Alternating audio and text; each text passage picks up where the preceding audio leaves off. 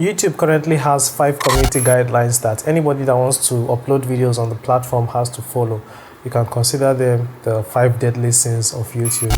Now, these community guidelines have been broken down into several parts so that people can understand how they work. And as you can see on the screen, these are all the community guidelines that people have to follow on their website, and I'm going to leave a link to it in the description so that you can get to read them after watching this video. Now, before I go into details on how my channel got a community guideline strike, I want to explain what a community guideline is so that people do not confuse it with something like copyright, for example.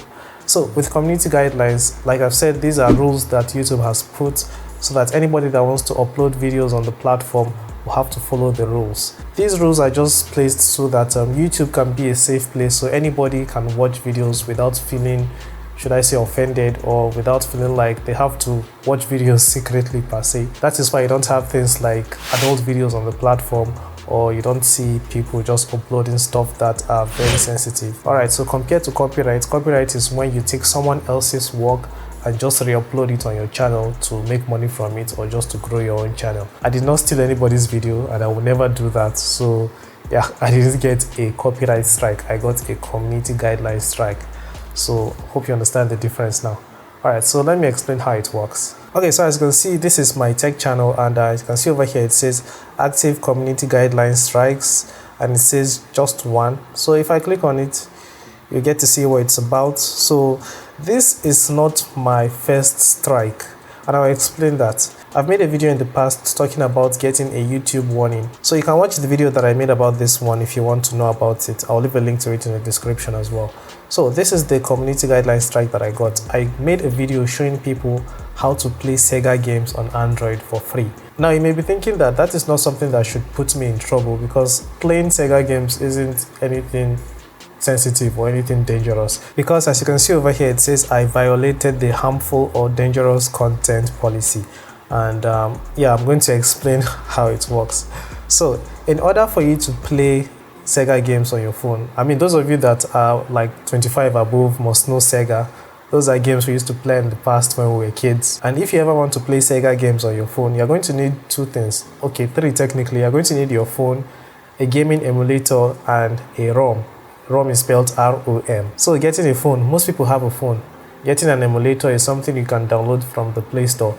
But then getting a ROM was what made me get this community guideline strike. Because after I got the community guideline strike, I started watching the video to see maybe if I said something wrong, or maybe I showed something inappropriate, but I didn't see anything. So I got the idea that maybe teaching people how to download the ROM was the illegal stuff. So I went over to ChatGPT and I asked it if it is illegal to download ROMs. And after asking it the question, as you can see, it says, in general, downloading ROMs for emulation is considered illegal because it involves copying and distributing copyrighted software without permission from the owner of the copyright.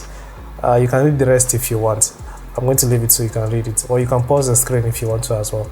So essentially, I was teaching people how to download stuff that they didn't pay for just to play games from their childhood, and that was what it seemed to be dangerous. Now you may be saying that is too small to be considered something dangerous, but it is actually not, because eventually it's going to be from small things like downloading copyrighted software to teaching people how to pirate stuff, and from there it may just keep getting bigger. So YouTube has to, put some control into this and let people know that, okay, you're going too far, slow down. So something you should know is that this is not a recent video. I uploaded the video in 2021.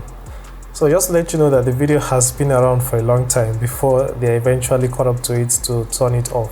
And the funny thing is that I actually had another video that was teaching people how to do the same thing, but this time with Nintendo games, not Sega games. So I went as quickly as I could to delete the video just so I didn't get another community guideline strike.